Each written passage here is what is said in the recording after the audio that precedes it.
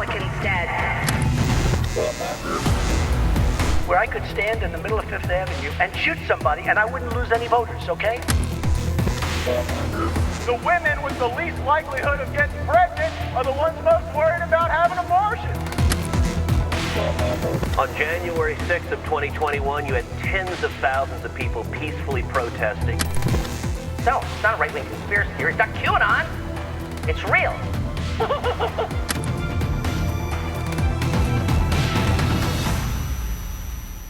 Hey, folks, my guest today on The Enemies List is Joel Payne. He's a Democratic strategist, comes out of some fairly distinguished lineage of some great folks in this House and Senate, as a really good observer of Democratic Party politics and of messaging. Has worked with Move On and other groups over the years. And I'm happy to welcome Joel today because the Democrats are in a moment right now where the Republicans have tried to put them in a box on this spending bill. They're trying to put them in a box on DOGE and other things. And Joel's the perfect kind of guy to help Democrats get out of that box because it's a trap I don't think they want to be in. So, Joel, welcome to the program today. And I wanted to start by asking you, right now, as we're recording this, they're still deciding on how they're going to vote on this spending bill. And they haven't sounded as categorical as a no as I had hoped. What do you think they should be doing right now in terms of this bill? Should they be helping Mike Johnson pass this bill? Rick, appreciate you having me. You asked some good questions. And at the time of recording, it seems like Johnson's obviously going to have enough votes to get this through the House because the Republican Party is kind of wholly owned subsidiary of Trump organization. I think a key question there is whether Jeffries can hold his caucus together against it. He is whipping this vote, which is not something that he has actually done a lot in this Congress and leadership, which I think is encouraging, frankly, for Democrats to show that the Democrats kind of get where the fight is right now. And I think the real action will be in the Senate and whether or not Schumer can keep enough Democrats aligned against a CR there. The reason, and I know we use these terms like CR and people at home are like, what the hell are these guys talking about? I mean, it's really a CR is a blank check for Republicans to keep doing what they're doing right now in this moment. A 6-month CR as it's been laid out by Mike Johnson, which, by the way, they negotiated with only Republicans. They didn't bring any Democrats in to help negotiate what that would look like. And that includes increases in defense spending and certain cuts that they aren't really publicizing. And so really it's a choice of status quo, right? Allow Republicans to keep doing their thing and allow Elon to keep taking a chainsaw to the federal budget and let Trump keep abusing power. Or are you actually going to make them have accountability and own what they're doing right now and keep the pressure on them so that they have to sell this back to their constituents back at home? And I think that's where the battle lines are. And I do think you are going to see more pressure on these Democratic electeds to actually be in the fight this time. I think you'll see more unified opposition in the House. I think in the Senate, we've already seen folks like Fetterman say that he is going to vote for this piece of legislation. I think basically Democrats have 5 more hall passes they can give out before Republicans will have enough votes. You know, I'm curious about Democrats not understanding that if they do this, what they're funding is the continued operation of DOGE. It's like, how can you not pick up on that, guys? How are you a lot of smart people in that room, and yet they're not figuring out that this is the bill that lets Elon Musk keep playing fuck around with America's government. Yeah, I mean, Rick, a lot of this is about what war are you fighting? Democrats have a bad habit of fighting like the last war, or really fighting war from 2 wars ago. You know, Democrats are fighting a very 20th century, early 21st century war versus a Republican Party that has no guardrails, no rules. They'll do anything. They'll cross any red line. They don't care. They have no governor in terms of what they will do. And so I think what Democrats have to understand is that the rules are different. The American people have different expectations of their elected officials. They are not expecting Democrats to be prim and proper, to do Robert's Rules of Order. They are expecting Democrats to fight. The biggest problem, and this is a tad off course, but I think this will connect to it, Rick. The biggest trap that Democrats fell into was defending democracy. And look, I'll raise my hand. I was a Democrat who felt like you could defend democracy. And I think we lost the thread on the conversation because of this. When Republicans and Democrats talk about democracy, and when the public, the non-political public, is talking about democracy, they're all having different conversations. The non-politically impacted public, they think democracy is a stand-in for the system. And they think the system sucks. And so when Democrats talk about defending the system and defending norms and the status quo, they think that Democrats don't get that the system isn't working for them. And so Democrats have to blend a defense of norms and rules that protect the things we care about while not seeming like they aren't willing to do the reform that's necessary. And I think this fight is a good it's a good case study in what they got to do.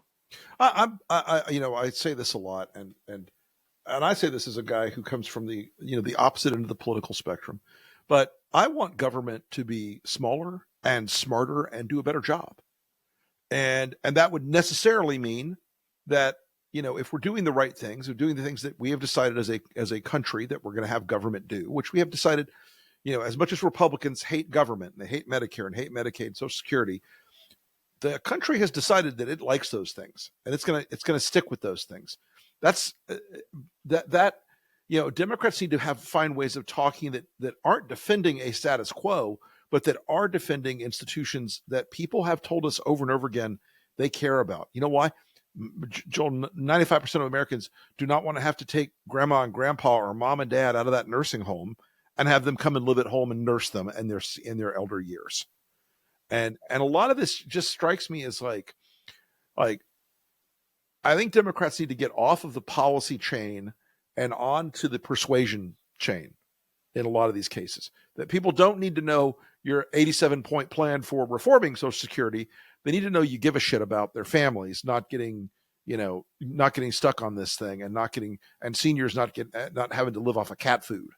There's a culture conversation that's happening in the country that I think Democrats often can feel like a bystander in. And, yes. And we should be precise when we say Democrats. There are some who do it well. 100%. Alexandria Ocasio-Cortez sounds like someone who represents her community. You don't have to like what she says. You don't have to like all of her prescriptions, but she sounds genuine. She sounds connected to her community. And she sounds like someone who can go back home, hop on a bar stool, and have a conversation with some folks at home and have credibility. And even if she walks out and they say, man, I hated the 5 things she said, but damn it, she speaks like someone who's from around here. Democrats have to find that. And so when you have a moment like you have this, where we're talking about the CR vote, right? Who the hell knows what a CR is? Right. And who 99% of the people in the world are not geeks like us who know. That's right. They didn't grow up in the Senate like I did. But what they do know is they don't like this crazy stuff that's going on with Elon Musk. And they don't like the fact that this guy's walking around CPAC with a chainsaw. And he's openly talking about going and eliminating what he calls a Ponzi scheme in Social Security. And that's going to make life really hard for people like my parents and my grandmother and folks who rely upon that. Those are things that matter, and Democrats have to get it out of the process and get it into the real lived experience for folks. And this is a good opportunity for them to do that. I think that's right, Joel. I think there's a situation where I think Democrats ought to look at this challenge right now of Republicans in absolute lockstep with Trump and Republicans controlling, all 3 branches of government. I think Democrats should look at this as an opportunity where they can improve how they talk to America. And I think I always go back to this. I'm a former George H.W. Bush guy and, writer and speechwriter, all that stuff. Right. And I look back on this little book by a guy named David Kuznets. He was one of Bill Clinton's speechwriters, called Speaking American. And I remember reading it in Clinton's first term and being blown away like, oh my God, if they start doing this all the time, Republicans are fucked. They didn't, of course, keep doing it that way. But it really, I thought was important to understand. It's like Democrats can have more opportunities than they have right now if they start talking to people in the language where they're at home, where the language where they live. And I think that's like a really vital aspect that is a little bit underscored by a lot of Democrats who are in the policy and intellectual space where they need to be in the heart and the gut space. Yeah, and Democrats also need to feel comfortable with making mistakes. Sure. Look, this work is iterative, right? It is Right. not meant to. You're not meant to nail it on the first time you get it. The public actually has a pretty wide spectrum of tolerance for politicians putting their foot in their mouth, so long as they believe what you meant. See, people with Donald Trump, they believe, even though they know he is a liar, they know he will lie, they believe he's an honest liar, which is a bigger problem that we should talk about separately. Because I think that speaks a little bit to the psyche of the American public. So say more about that, because Yeah. I think you're onto something there that I think is important for us to all sort of hash out. Yeah, I mean, to me, it's just the fact that while they think that Donald Trump is lying about certain things in public dialogue, they think he's lying about the 350-year-old man. They think he's lying about the cats and the dogs in Springfield, Ohio. They think he's lying about Barack Obama not being from America and being from Kenya instead. They think he's honest about what he feels. And I think we got to sit with that. And that is not giving Donald Trump undue credit. That is acknowledging a place where the American people are, where they have lost so much trust in institutions. They have such a lack of faith and regard for the media, the military, the government, the healthcare system, all of these institutions that we grew up believing in. They've all failed us in different ways, right? And what that has led to on the back end of that is a very cynical, very disinterested public who will buy a lot and who all they're looking for is someone to be, quote, honest with them. And again, I want to be clear with what I mean when I say honest. I don't think Donald Trump is honest by the letter of how we call it, but he's genuine about how he feels. You know what Donald Trump feels about stuff like immigration. You know what he feels about, other kind of what I would call cultural issues. You may not like it. In fact, millions don't. In fact, I'd say more don't than do, but they know where he stands, and there is a comfort in understanding that and a predictability. And that's a thing that Democrats have to channel. Yeah, I think that's right. And I think there's a degree of we on paper say we want public officials to be honest and direct and candid with us, but very frequently they're not rewarded for being honest and direct and candid with us. They're rewarded for, as Trump does, telling people what they want to hear and giving them excuses for sometimes terrible behavior. But they do want, I think, very demonstrably, people who speak American, who are not overly fancy or overly intellectual or overly policy driven. I think they want to hear people talk like the guy at the bar. They want to hear people, talk like they and their friends talk about issues more than they want to hear, well, on page 749 of my climate change plan, that's not saying And that, you know what, Rick? that those things aren't important. Yeah, and those conversations are going to get messy too, right? So, like, I know Oh, yeah. Gavin Newsom just launched his podcast, and he had this conversation with Charlie Kirk, and he Yeah. talked about, the trans issue and how it's Sure. an issue of fairness. And look, people can land on that where they want to land on it. That conversation got messy on Gavin Newsom. Mhm. And what his test is, I think, he could have a variety of opinions that he could justify to his electorate, and I think there's a lot of ways to sell that and a lot of ways to justify that. But what you also have to govern is the ability to sit and have a conversation in an uncomfortable setting with folks who you might agree with on like 4 out of 10 things. Can you get that person? It's easy to get the person that you agree with 8.5, 9 out of 10 times. But the person that you agree 4 or 5 out of 10 times, can you get that person? And that requires you to be in uncomfortable spaces. Rick, I've been doing this thing going on television and kind of, talking about this stuff on media for a long time. Some of the most instructive stuff I've done has been on like right wing media, has been on whether it's Fox News or whether it's some of the alphabet soup of other like right wing media that now, hell, they're the They sit in the catbird seat in the press briefing room.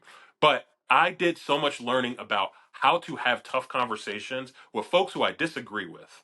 But I want them to walk out of that conversation saying, at least that guy talked to me. Right. And I think that's a test.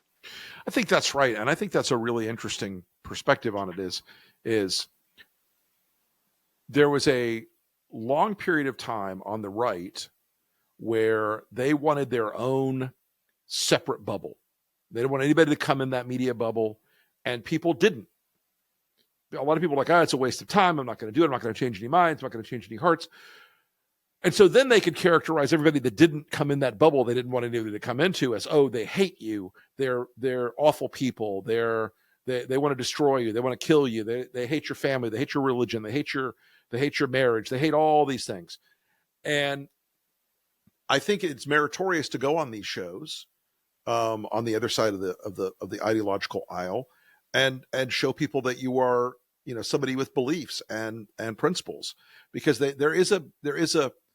it's easy to characterize somebody as the enemy when you're not having a beer with them or a conversation with them. And I think that's a really important space we need to think a lot harder about when we're trying to persuade some of these folks on the MAGA side of the equation, because they do hear very frequently, they don't just disagree with you, they hate you. They're not just. You know what I think is interesting too, Rick? Mm-hmm. What's happening now is that Republicans are now cloistering themselves in their own bubble. They're starting to do that. Correct. Right? So you've noticed with this town hall thing, right? Everyone's a paid protester. Everyone is like not a real person. And like my answer to that is, hey, if you want to believe that this stuff is popular, if you want to believe that Elon Musk walking around with a chainsaw talking about $1 billion have a year, at it. a couple hundred, like go for it. And if I were talking to one of those folks in conversation like this, I'd say, cool. I'll tell you what, go to Richard Hudson, go have him spend all of his money this cycle on defending this. Okay? Show me that the NRCC is going to spend all of their money defending what Elon Musk is doing. Or go to Chris LaCivita and ask him, do you want to run a campaign on this? Is it because that's not the campaign that they ran, right? That's not how Donald Trump got elected.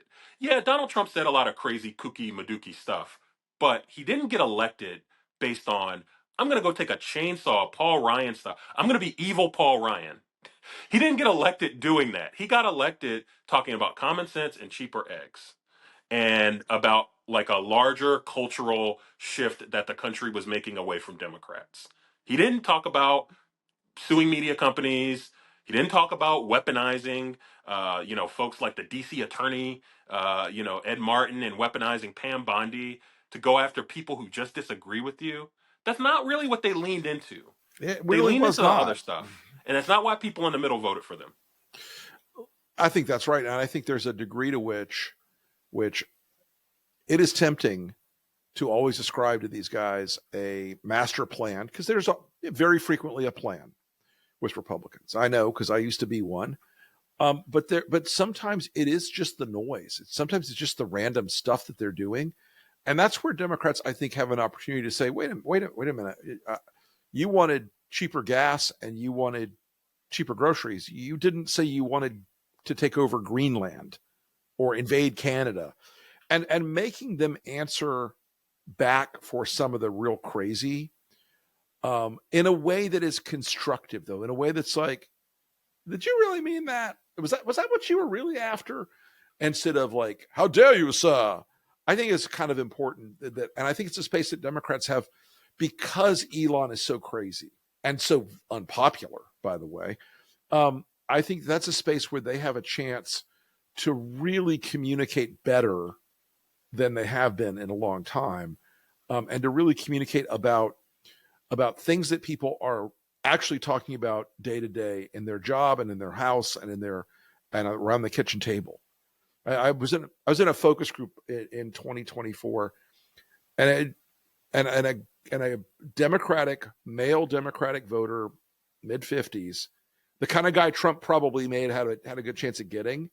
He said, you know what? I believe in climate change. I swear to God I do. But I don't want to fucking hear about it anymore when my plant is closing. When the factory I work in is closing, I want to hear what you're going to do about my factory closing. What do you do about that? And it's like some of the stuff that Democrats want to talk about. It can be important, it can be meritorious, it can be correct, but it doesn't always hit with folks out there in the middle of the country. And I think, but what Elon and Trump are doing is giving Democrats a chance to get with those people and to say, hey, we think this is crazy too. We think this is hurting us too. What do we? How can we work together? Yeah, you're making a lot of good points there. I'd also add to, I think historically, and again, look, you and I are roughly in the same kind of generation. Yeah. Mostly kind of peers in terms of our political experience. Yeah. I think for such a long time, it's been like left, right. That's the continuum. I think that's changing, because I think the sorting is happening differently now. It's about education level. It's about where you live. It's about kind of culturally what the mores are. I think that we are in the midst of a resorting that, look, if Democrats aren't careful, I think they could be on the wrong side of. I do think there are opportunities to correct for that. I think allowing Republicans to show that they don't know what they're doing, that this version of the Republican Party doesn't know what they're doing, I think is one of the ways to do that. But like, and I know there's this like conversation. James Carville had the New York Times op-ed about how Democrats should just kind of sit back and like and let let it them blow blow up. up. And I kind of think, because I speak strategist, right? And I think I hear what he's saying. I think you got to do everything. I think part of the job is to do proof of concept, to demonstrate to the American public that they don't know what they're doing. And it's to show and it's to uplift that. But part of the job also is to have an agenda that is agnostic of Donald Trump, that doesn't rely upon Donald Trump. That's not about him and whether you love or whether you hate him. You have to have an agenda that's agnostic of Trump. And also, you have to show that you know how to make government work. Not just that government is worth saving, which it is, and not just that democracy is worth saving, which it is, but that you can make it work. That's the thing that Democrats have to do. Yeah, and it's like deliver on things. Deliver on things. Say we're going to do X, Y, and Z, and then do X and Y and Z, and show people that you're serious and you're going to do meaningful things. I mean, that to my mind it's kind of 101 stuff at this point. It's kind of like the baseline of yes, we're the competent people. We're the people that have our shit together, and here's what we're going to do because we have our shit together. I mean, I feel like that would be a non-zero chance of having expansion of potential Democratic voters instead of what we had in 24, which was a potential expansion of Republican voters with big and small mistakes. Yeah, and Democrats have a couple of opportunities this year. Obviously, we've got the gubernatorial races in New Jersey and Virginia. You've got that big state Supreme Court race in Wisconsin. You're going to have some specials coming up because of people passing away, because of people getting appointed to the Trump administration.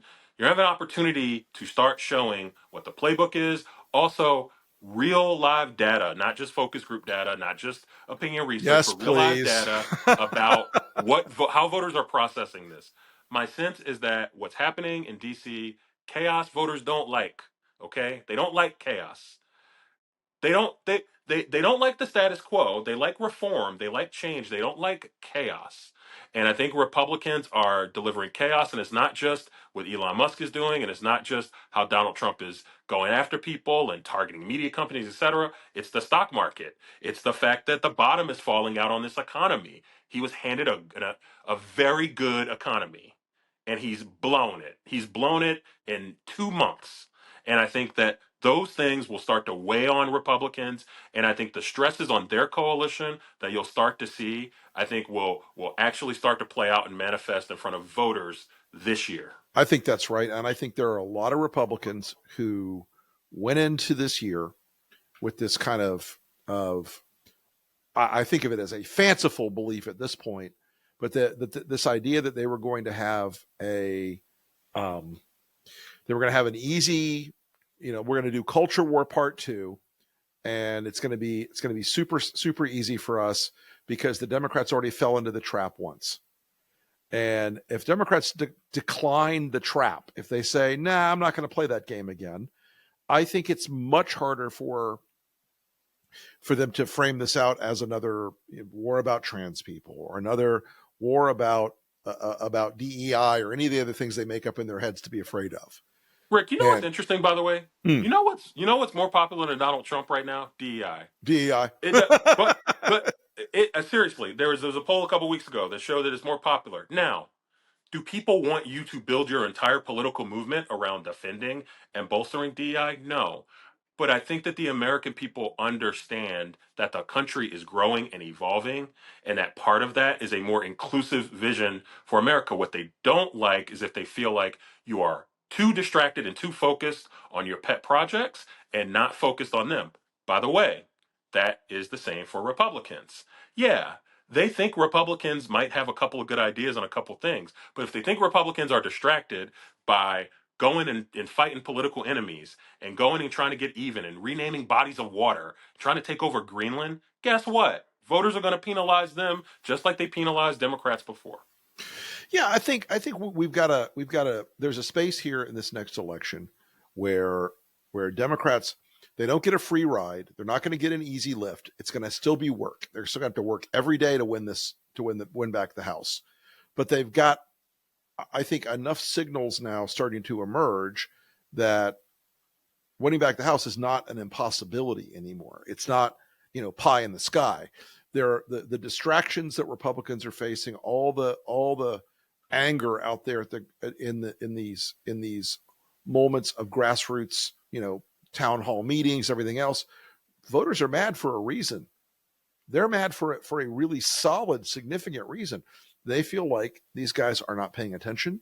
They feel like these guys are wrapped up in whatever weird, thing Trump wants that day, and not in their needs. And that like reconnecting on needs and the efficiency of being able to say, you know what? Yeah, I believe in some important things. I have some principles, but my first principle is taking care of people like you and you and you, whether you're a Republican or a Democrat or an independent. I don't want things to hurt you, and the things that he's doing are hurting you. It's hurting people, and it's also not it. They're not explaining it. You're not contextualizing it for people. Why do you need to go and take a hatchet to USAID and to programs that help people? And also, the biggest frustration I have, the way I a lot of times bottom line the Trump era is an era where people have been convinced that the problems that we face are simple, and that all you got to do is let this TV reality star go wave his magic wand and he'll fix it. Because the problems are so complex and they are so complicated for people to get their arms around, they've checked out on it. And again, this relates to distrust of institutions, distrust of the status quo. So you add that in with a reality star that understands with a bit of charisma how to con people into earning their trust. And what you end up getting is a public that has checked out on the hard stuff, checked out on going after our hard problems with common sense and with patience. And instead, they want quick fixes to things. Yeah, they want the war in Ukraine to be over quickly. They don't understand why it's important that the NATO alliance holds. They don't get that if the NATO alliance doesn't hold, guess what? Guess who's going to be in Europe on the ground? Guess whose kids are going to be back in Europe? And by the way, they ain't going to be Donald Trump's kids. No, they're going to be kids from working class neighborhoods and communities all around the country. Mm-hmm. They don't get that, and I think that is the unwiring that Democrats as an opposition party are going to have to do. I think that's exactly right, and I think that look, I do think they have a chance here with a lot of these middle class voters to, kind of shrug their shoulders a little bit and say, yeah, guys, we think this is crazy too. We may not agree on everything, but we think this is nuts, and we think you do too. Also, a lot of voters don't like getting played. And I think there will be a good case for voters to point to being misled by what they were told Donald Trump was going to be. Now, look, pros like you and I, we knew that. We understood what was going on. And frankly, a lot of other voters understood that as well. But a lot of voters, and frankly, I have a lot of sympathy for them because they're pissed off and they're frustrated. And so they don't know who to trust. And in a world where they're busy, they got 3 kids and mortgages and 2 jobs, and they're like, I don't know who to trust. I guess give him a shot because it seems like everyone's talking about him. And he said he's going to do some things with the economy. And he's a businessman, right? And they were sold the bill of goods and they're being misled. And I have a lot of sympathy for that. And I think the challenge is for Democrats to take that sympathy and to not abuse it, not throw it back in people's faces, as much as it might be satisfying to do, but instead say, hey, we've all been misled before. It's all good. Let's bring a coalition together to go and fix it. And the opportunity is going to be presented because Trump and Republicans, one thing we know for sure, they are always going to present an opportunity. They're always going to overreach. They can't help themselves. And so the fight's always going to come back to us. And I've said this for years to folks, the side that overreaches in American politics is the side that gets punished in the next election cycle. It happens almost universally. And 1994, the Democrats knew they were in trouble and kind of laughed it off. In 2006, Republicans knew they were in trouble, kind of laughed it off. And in 2018, same story. 2010, same story. Republicans, folks, are in trouble. And right now they kind of want to laugh it off. I think there's a real chance here for us to not let them laugh it off. What's interesting, Rick, is that Trump actually, again, I'm not in the business of giving Donald Trump political advice. He actually had an opportunity to build like a sustainable, durable coalition if he wanted to, but he can't help himself. There was a solution here, a 55% majority for him to build here that would have been really difficult for Democrats to overcome. But he doesn't have the discipline to do that, and he has not built a coalition. They're going to cannibalize themselves. They can't sustain. They literally are going to collapse on top of themselves because these are all opportunists. These are all sycophants. And these are all folks who are just looking for the next grift. I'm talking about the political class. And they brought along a lot of voters that believed in them and that they're misleading and that they're taken advantage of. And I think, again, the work is to build community, win those folks back, okay, and then organize and mobilize them. Absolutely. Well, I just want to say how much it was great to talk to you today. And Joel, let's have you back on the show again soon, because I think Democrats need to hear that steadying, nuts and bolts approach to talking to real people in the language that they're speaking every day. So thank you so much, Joel, for coming on the Enemies. Where can folks find you on social media and elsewhere?